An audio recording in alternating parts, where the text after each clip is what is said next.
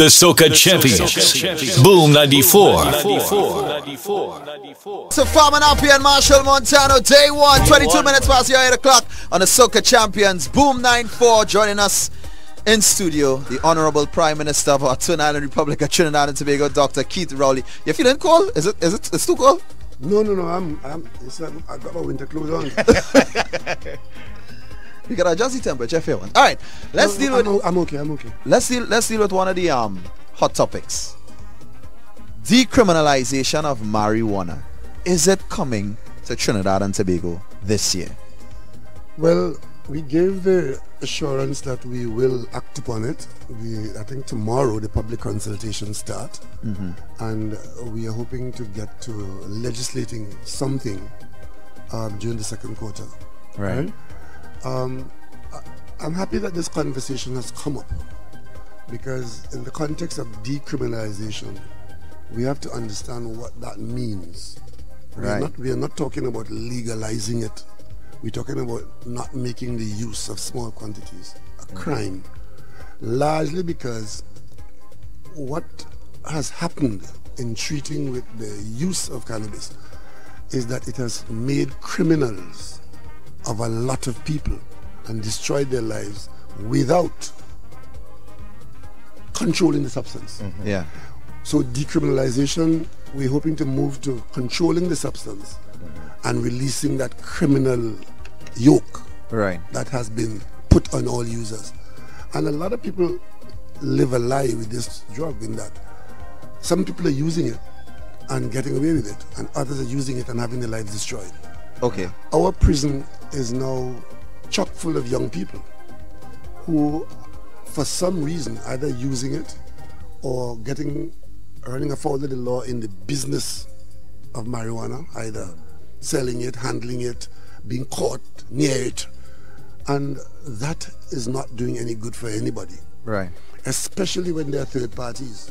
I mean, in recent months, or I should say in the last year and a half, I have been paying attention to this from the standpoint of, for example, children, young children, small children, whose father is in jail for a marijuana smoke or a marijuana sale. And those children are now suffering because the breadwinner is in prison. And what is worse is that his case is not coming up for dismissal or dispensing in any time frame. Right. So we are getting the worst of it. And so therefore, we're not inventing any wheel here. There are other people in the world who have dealt with this issue. And we need to learn from what has happened and pick a cultural acceptance that is good for people of Trinidad and Tobago, and legislate in such a way that we relieve ourselves of the burden of criminalizing a huge part of our population. Right. And if one looks at it in the context of what happened with alcohol, alcohol is a dangerous substance. A large number of people in this country consume alcohol, but they don't go to jail for it. But having said that, I noticed the excitement that attends the coming of this decriminalization. Yes. And one wonders whether there's going to be just a national smoke out where all of us become potheads. Oh no. That is not what it's supposed to be. No. It's going to be a control of a substance where you have to make some serious personal decisions. Yeah. So we're moving the responsibility for protecting you from cannabis from the state that will jail you and destroy your family for it, onto you, to say you need to make a personal decision, the same way you make it with alcohol. Right. Yeah. You make a personal decision as to whether you interfere with cannabis or not. And there are going to be controls and there are going to be laws to be followed. But the conversation is going to be had, because there are serious downsides to the use of cannabis. Let nobody fool you. Correct. The same way there are downsides to the use of alcohol. Or even cigarettes. I've done quite a bit of, research and reading and talking to people, and it's not a simple thing of just saying, okay, just smoke as much as you want, burn an acre of marijuana and you're happy to go. There are serious downsides. And when we decriminalize it, there has to be a campaign of encouragement, of responsibility. One of the things that marijuana smoking does, it brings about a debilitation. Because what does it do? The whole, THC, it adjusts the performance of your brain. Brother, sister, anything that interferes with the performance of your brain is a serious thing. If you look at the chemistry of THC and how it operates in the brain, mimicking existent structures in the brain and what it does, when you get to know that, you might not be as happy to do that to yourself. So these are personal decisions that will have to be made, and we have to have this public consultation so that all sides of the argument is presented, Right. and we then take a decision to go forward. But we want to get out of it by not jailing half our young people for Right. having smoked a marijuana cigarette. Okay, so for those that are arrested already, what would be the case? Well, we are hoping that we'll get to the point very quickly where people who are arrested for what is not no longer an offense, Yeah. well, then they got to get out of there. Oh wow, serious? I mean, Serious? if That's how it works? if it's no well, but the considerations for your coming out is a matter for the judiciary. Yeah. But if it is no longer an offense to smoke marijuana, then nobody's going to arrest you for it. And if you're in jail for having smoked a marijuana cigarette and the country has now decriminalized it, then it necessarily follows that you will have to do something about that. Oh wow. But it's not going to be a simple free for all. Yeah, yeah. Yeah. We have to manage this situation, but we want to do it quickly because it is hurting a lot of people. And there's another side of it too, the economic side, which I'm not an expert on, and I Right, will right, be right. guided in that. But except to say that there are some people who are saying that it's going to bring, these wonderful economic benefits to us. I simply want to say that you will be in competition with the rest of the world, Yeah. right? Unless you are like Jamaica, which literally pioneered this thing, and it was like Rolls Royce and Derby. You got you Rolls Royce comes from Derby, Right. Yeah. but you can make the Rolls Royce engines and parts elsewhere. Yeah. Jamaica has a position that we not going to have, and all over the world, the Mexicans. I was in California a few months ago in May, actually, when I came from China, and on the layover day, I went to my nephew's graduation. It just happened to be the day he was graduating, Yeah. and I went up an hour and a half out of LA up the mountain to his graduation at the school he was going to. And at the lower plains, there were all these farms, farm products I'm familiar with. And a little higher up, I'm seeing these huge, what do you call them? Fields? Not fields, the canopies. Oh, like greenhouses. Greenhouses, yeah. Huge greenhouses in the valley. And it took me a little while to ask what's going on there. Those are marijuana farms. Right? Yeah. I mean, things on a scale that we can't even comprehend. Yeah. And that's only one little part of California. California, yeah. I mean, in Mexico, in Colorado, in Mexico, in Canada, it's going to be grown. So you're going to be in competition for, but it's the same way you have different levels of cannabinoids in the marijuana. You have different kinds of varieties. So if you happen to have a piece of the market for your variety, Yeah. for your brand, but it's not going to just be a walk in the park where you just get in there and become millionaires by growing weed. Yeah. And also, in a society that's as violent as ours, we have to be careful that that violence doesn't spill over into turf for that business. Yeah. Right? So it's not a simple matter we're dealing with. But the conversation starts tomorrow, and your station for young people, I hope that you would be responsible in having fulsome conversation. Yeah. And conversations like this, they're all sides. Don't just listen to what you want to hear. Yeah. Yeah. Don't just support the conversation that you want. Yeah, yeah. I know what you're saying. Keep an open mind. Because a lot of times as young people, we would say, oh, decriminalization of marijuana, all this thing. But then somebody will come with a piece of evidence that says smoking marijuana is more cancerous than smoking cigarettes. And then we want to be blocked off that information, And the way you deal with that is that let the evidence speak.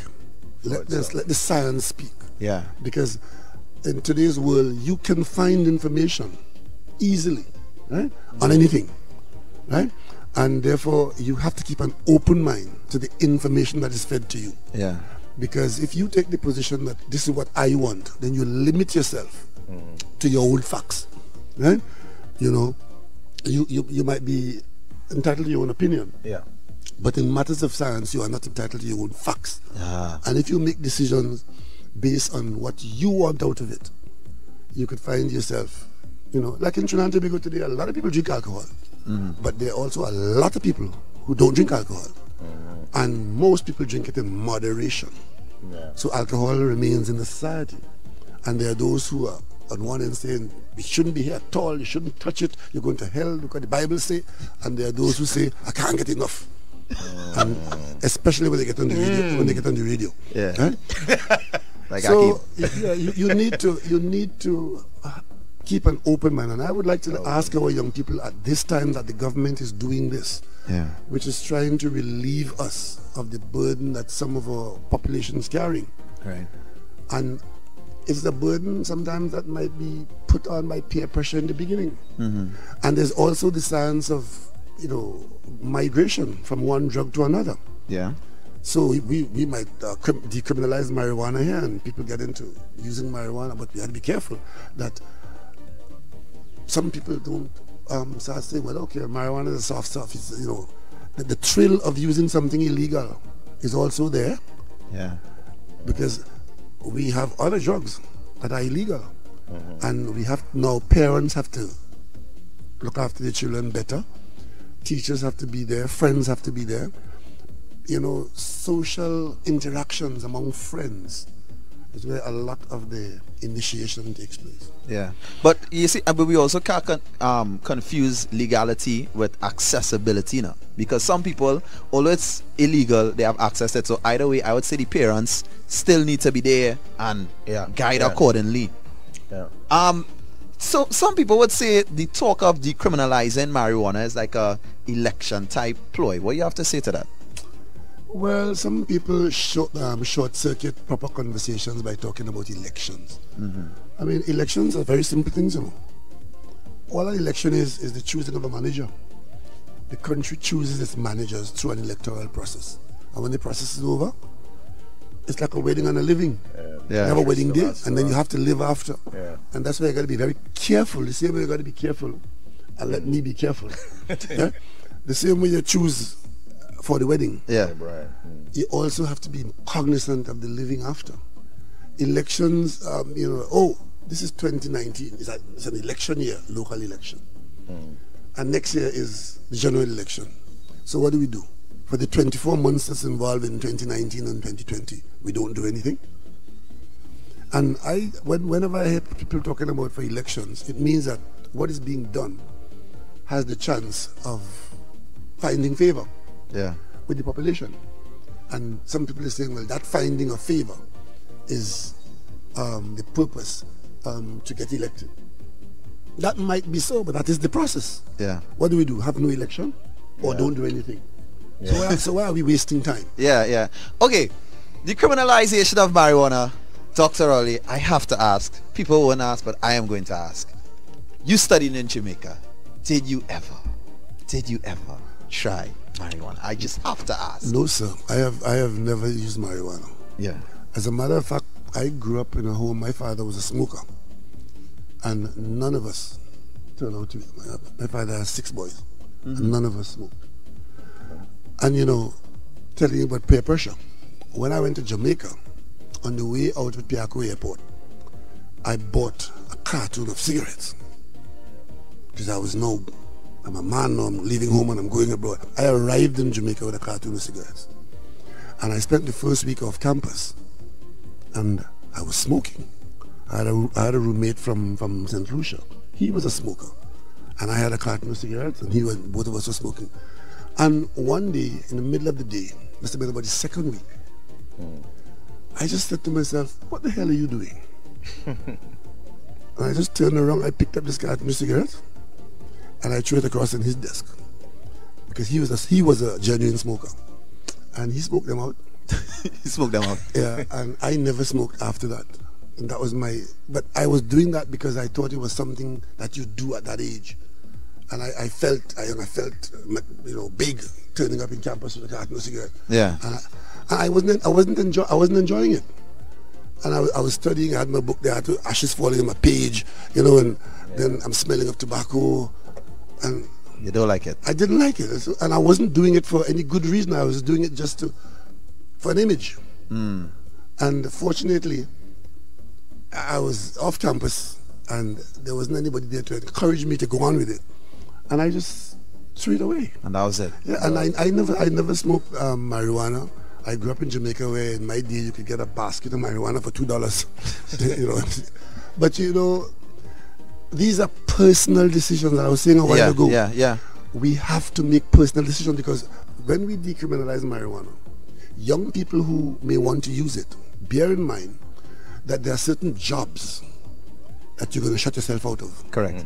Because I don't know how you, marijuana smoker, whoever you are, I don't think you can be very happy if you're going on a plane and you see the pilot just put out his spliff and climb into the cockpit. Yeah. Because one of the things that marijuana does, it slows down your reaction time.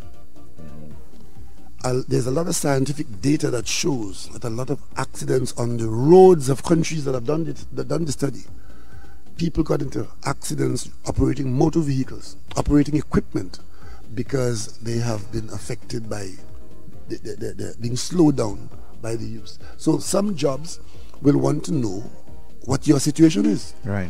And if you are in fact a user or a heavy user, you may find that you are not acceptable for that job.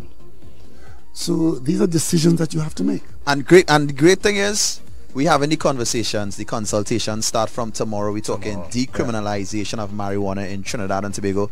Dr. the Honorable Keith Rowley is with us on the Soca Champions Boom 94. Dr. Rowley, who is one of your favorite artists of all time? Of all time? Yeah. Boy, I'm an old man, ask me that. Come on.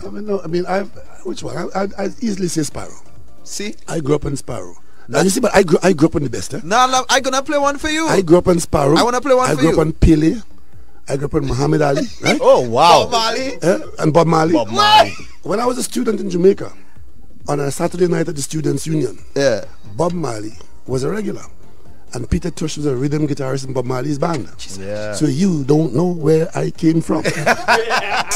And honestly, Dr. Rowley, you really don't look what we know your age to be. And the interesting part about that is, you're the oldest prime minister that we've ever had in this country. Well, you see, it is said that youth is wasted on the young. Right. So maybe I'm having some of yours. What? Trying to say I look old? Anyway, no, but on a real though, it's no secret that you're the oldest prime minister has ever been in Trinidad and Tobago. Coming up for next general election, are you going to go up again for another term? Or are you going to let someone else go up? What is the scenario? What do you see? Early days yet. Yeah?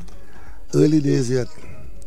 But it's something that you really are considering in terms of what to do. Well, these things come, the bridges come at a particular time. Yeah. So I'm not really onto that just yet. All right. Well, we're getting ready to wrap up our interview for today. We really want to thank you for being here. But what message do you have for the entire country, for Trinidad and Tobago on a whole, to the people that are going through any struggles, to the people that want to know where the country is going, and to the people that are just the average concerned citizens?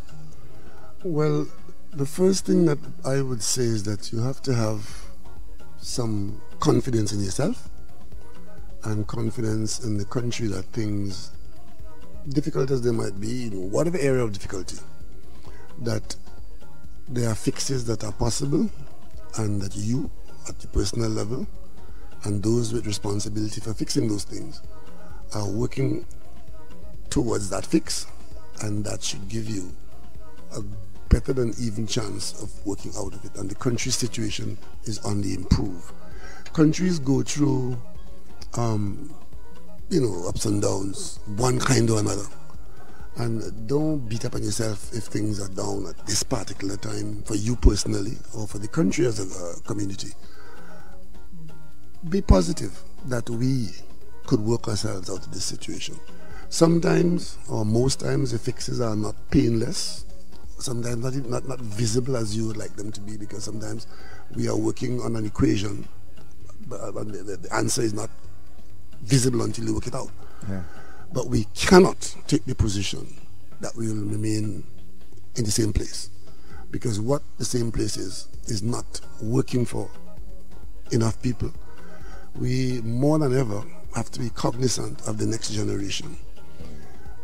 The country is in the hands of people now, as it always is, who are the beneficiaries of the last generations. What we have to do now is work towards making the country such a place that those who are coming, the children in school, the children in the hospital who have just been born, those who are at university coming back looking for a job, that those people will have an opportunity for a life that is just as good as ours or better.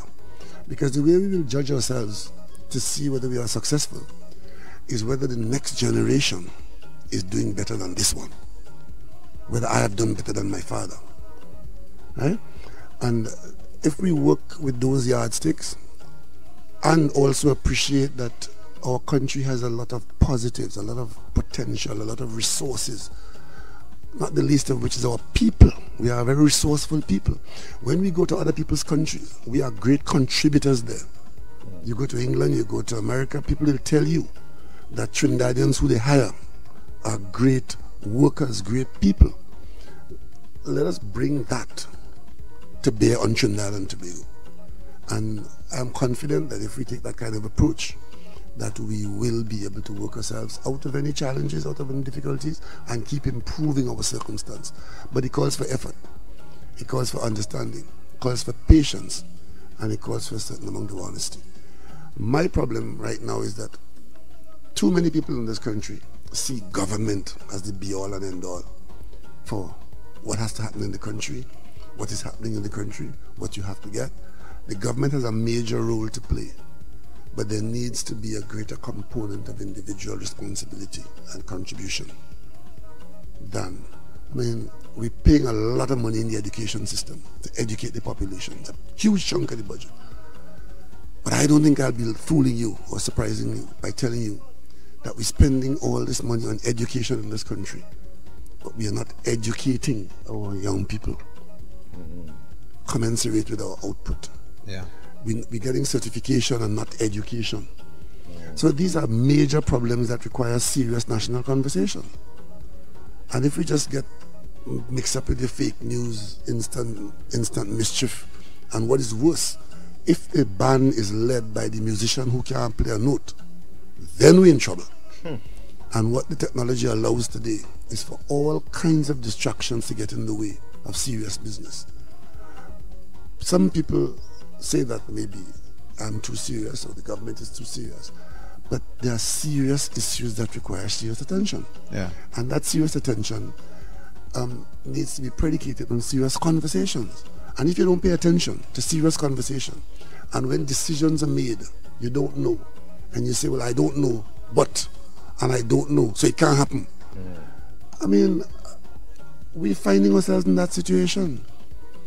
When something is being discussed, be aware. And if I have to say, make a national appeal, pay attention to what is happening in the country. Yeah. Be aware of what is happening around you, not only for your safety, but for the decision making. Right?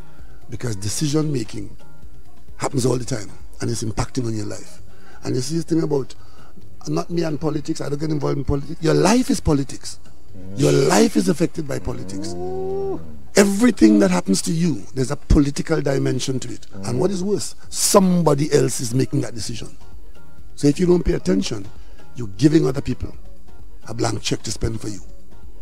Pay attention to what is happening in your country so you could differentiate between fake news and real news, between lies and truth, between competence and incompetence, between possibilities and failures. Pay attention. Thank you very much, Dr. the Honorable Keith Rowley, Prime Minister of Trinidad and Tobago. Thank you for being with us here on the Boom 94, the Soca Champions. Thank you for having me, and I hope that somewhere before Carnival I get to come and get a session with you and get all the soca music in one place.